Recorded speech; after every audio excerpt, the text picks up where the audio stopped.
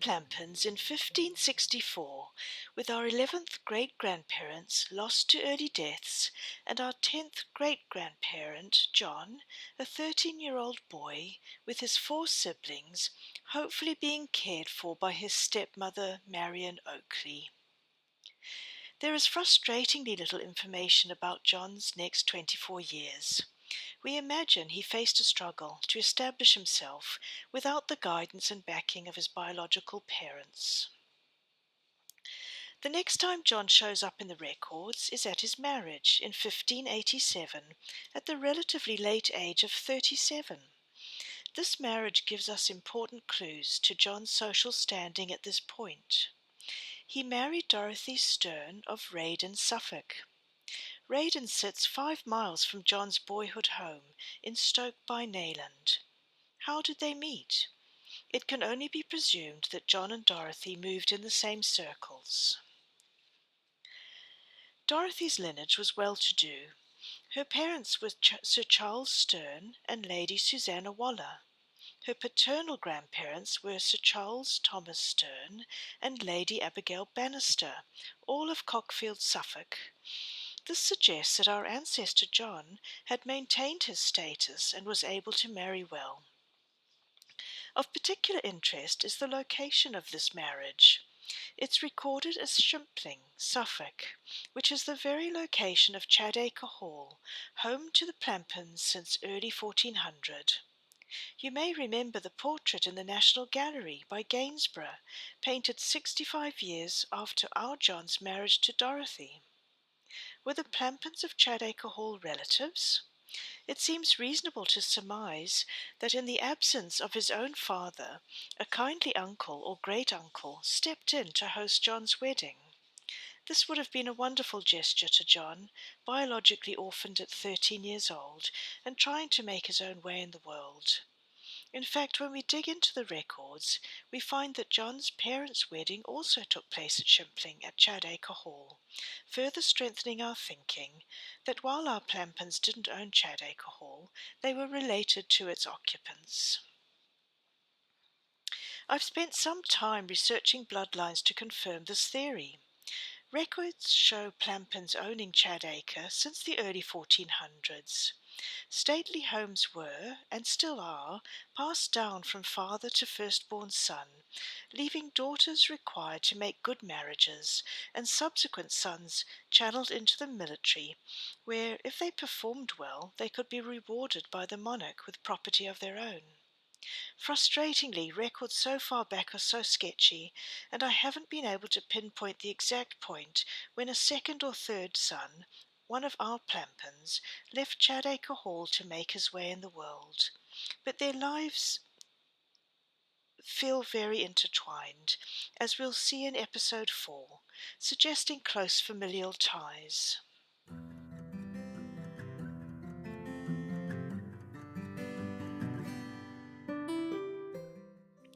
Following John and Dorothy's wedding in 1587, 8 children quickly followed. Firstborn son John arrived a year after the marriage, followed by daughter Dorothy 2 years later. Sadly, Dorothy's twin Rose died at birth. Son Robert followed 2 years later, dying at 7 years old, with little William following the next year and dying at birth. Son Thomas arrived a year later and survived, at least until he was 31 years old. Susan followed, being born and dying in 1596. 4 of John and Dorothy's 8 children died at birth or before 7 years old. These were typical statistics for the times. But then, after a 3-year break, son Robert arrived. And thank heavens he did, because he's our 9th great-grandfather. Robert bucked all the stats of the time, living to the grand age of 85, very unusual, when the average life expectancy for the well-to-do was 63, dropping to 40 years old for the common folk.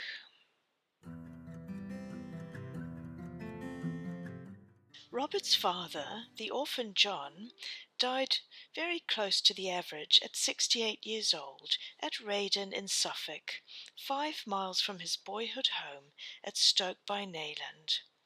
We can only presume he had, all those years ago as an orphaned young man, found the wherewithal to build an income and a home, find a wife, and live a life matched to his childhood status and social standing.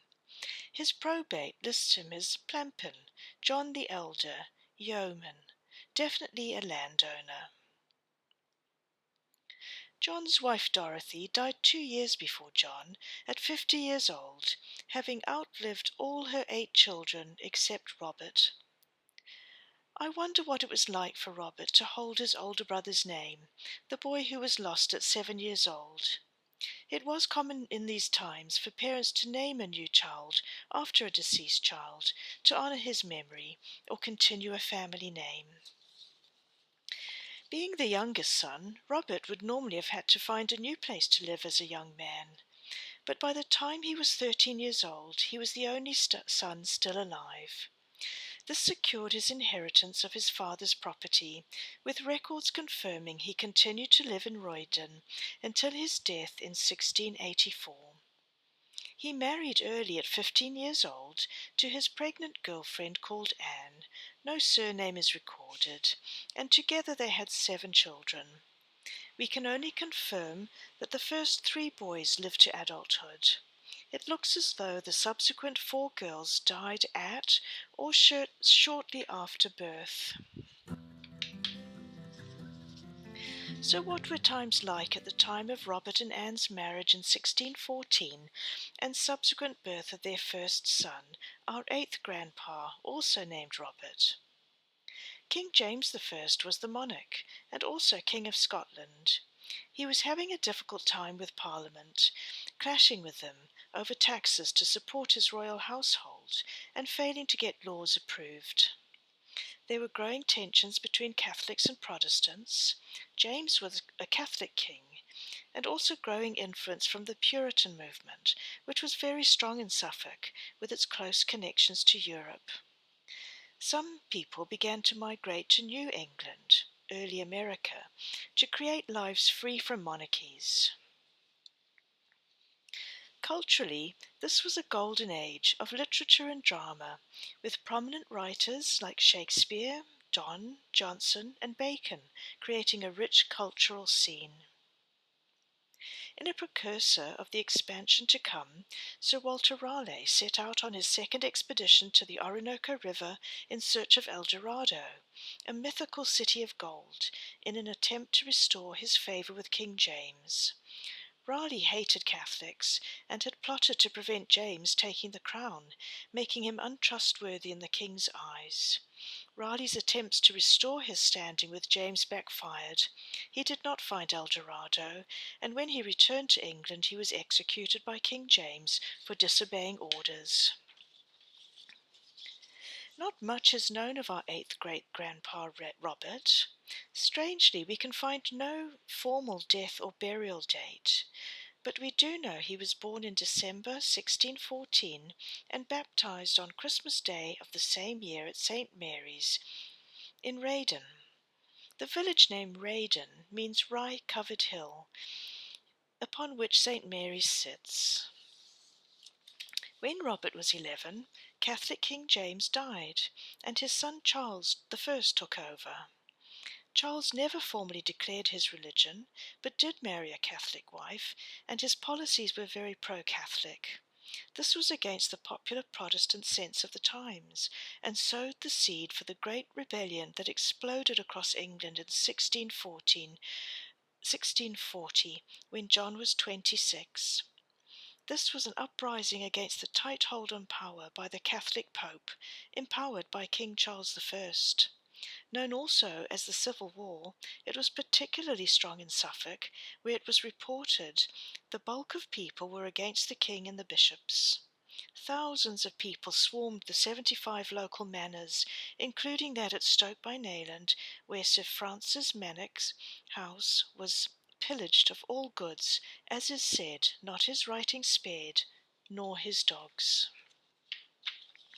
The Earl of Warwick noted of this attack, "It was not only the rabble, but many of the better sort behaved themselves as if there had been a dissolution of all government. No man could remain in his own house without fear, nor be abroad without safety." We can only wonder if our Robert, 26, and possibly still hot-headed, was amongst the protesters. In other parts of England, the aristocracy formed an opposition and leadership against this civil uprising. This wasn't possible in Suffolk due to the overwhelming common dissent against Crown and Pope. As such, the Crown would not risk sending troops to back up the gentry in Suffolk. Landowners had to focus solely on devising ways to save their estates. They were too deeply suspected of treachery by the common people to be able to call for calm. They clung together to support their tottering fortunes.